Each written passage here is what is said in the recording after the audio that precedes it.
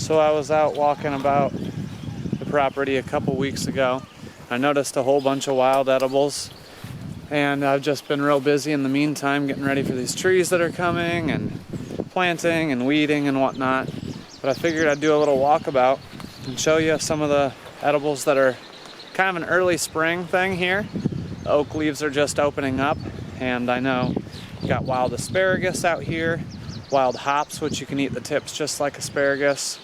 We've got wild garlic, garlic mustard, nettles, ground nuts, I mean, a whole bunch of them. So we'll see what we can get into here. These vines here are wild hops. They're all dried up from last year, but it was a clear indicator that I should look here to find some wild hops for foraging. And I'll just break them off wherever they're tender. And these will be kind of like asparagus shoots. And you can tell they're not nearly as big, but they're nice and tender. It's just another wild edible, and usually they're green. It's kind of interesting. And like I said, they only need a handful, and I see shoots all the way down here, all the way over there. I found there's at least a few patches of these out here, and from the ones that I have found during harvest, they're actually quite nice. Smells like a good local beer. And you can see this one actually got nibbled off, not by me. Whatever's roaming around out here has been grazing on these as well. There's some asparagus over here. There's some ready to pick. And man, these are some really healthy, nice big spears. Tender crisp. Oh yeah.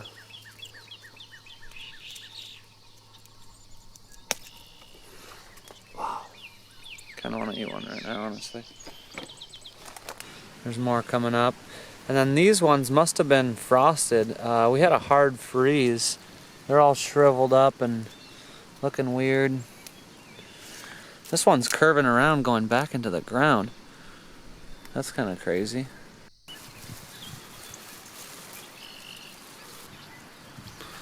That one's, yeah, I guess it is doing all right.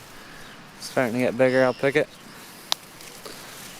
And I know that they're here because I can see the stalks from last year. These dried out ones, and you can even see the telltale leaves. And this one's still quite young, so I'm gonna leave it. And this is just right up here by the road. Out here they grow wild.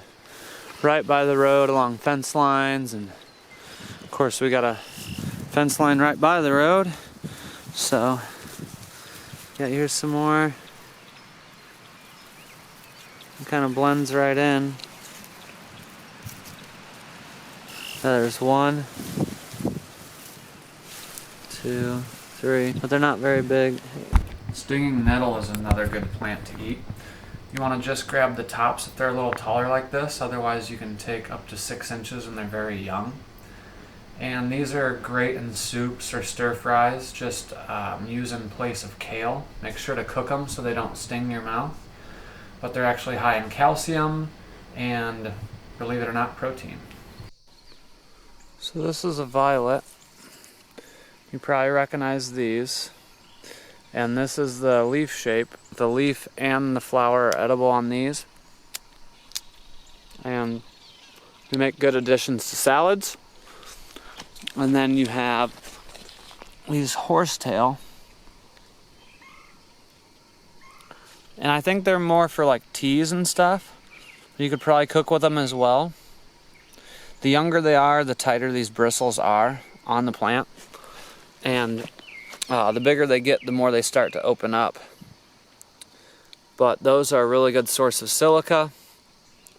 And of course, this is a very young poison ivy you want to look out for when you're searching for these types of things. That's poison ivy once it's gotten a little bigger. But yeah, you can see down there, those little suckers, those are all horsetail. So if you can find a creek, you can usually find horsetail. Get out there as soon as things are turning green, and you'll find them while they're still all closed up, and you get you some good medicine. If you're trying to ID any of these plants, it's always nice to go out with someone who knows what they look like. Most of these are pretty basic weeds. If there's a look-alike that's dangerous, just make sure that you have checked it out and that you are positive that the thing is what you think it is. And the leaf of any raspberry is edible as well. The leaves are good for tea, and you're not going to fill up on them per se, but it might just be a nice thing to kind of grab while you're out. And plus, it's just a good way to figure out where things are, so when you go out later in the season, you know where to come back to pick some berries. So this is a nice garlic mustard to give you an idea. Of course, it has the white flower on top. It's a very upright plant, and you can take whatever breaks off easily. It's going to be nice and tender. And you know, these might be really small, but they're kind of like shoots of asparagus, or you know, like these hops. Just a good green to get in you. It's almost like microgreens, how these wild edibles and wild greens are usually just absolutely ram-packed full of minerals. It's a good thing to get out there and get first thing in the season before your spinach and lettuce and all your greens that you're planting are ready. These are just like a gift from nature. It's like, hey, you're outside, here's your gift. You get food. Or, you know, you get to just look at flowers, do whatever you want. But if you want some food, get out there and pick some weeds, eat the weeds. It's like a dream of mine. I used to weed the garden and say, if only we could eat these weeds. Turns out you can eat a lot of them. But yeah, you might even be a leg up on me from where I started if you're actually just researching this stuff before you do it. A lot of it I just dove in head first and kind of figured it out along the way. A lot of trial and error. But you know, each year that goes by I learn more, and I'm like, man, if I would have known this before I started, we could have been utilizing these wild plants and just having a leg up on knowing what's going on and just knowing and identifying plants before you go to clear land, and you just want to know what's out there. So get out there on some wild lands, get out there on some lands that maybe is in your family or extended family, or friends of friends, because it's just a good way to interact with what's already out there and kind of get yourself more in tune with how to recognize these cycles of time, these sweet little moments where there's flowers blooming and there's fruit to be picked that's just going wild. So get yourself in there. And what may look like grass to the untrained eye could actually be onions. Wild onions. There we go. If that ain't cool, I don't know what is, because I love onions. And if you were here, you could smell them when I break them open. So that was just kind of a thing that we figured out. We were back here trying to establish mushroom beds, and we were walking around, and it's like, man, it smells like onions.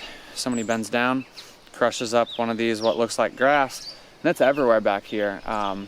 So that was another deal where, like, we were trying to create a food forest, and sometimes you're up against a wall trying to learn a bunch, and the physical work and everything and getting it done and buying the plants, and there's just a mountain of things to do in front of you. And then we turn around, and just by getting out in the woods we realize, wait, there's garlic or onions growing here, there's all this garlic mustard, there's the hops, there's, you know, and as the seasons change, there's all sorts of different stuff. There's, of course, dandelion, and you might say those are no good. That's bitter, but you can actually fry up the flowers. That's supposed to be pretty good. Knocks out some of the bitter taste. But yeah, you know, if you are even interested in this type of lifestyle and you're looking at these videos, you want to do this type of stuff, I encourage you to just go for it.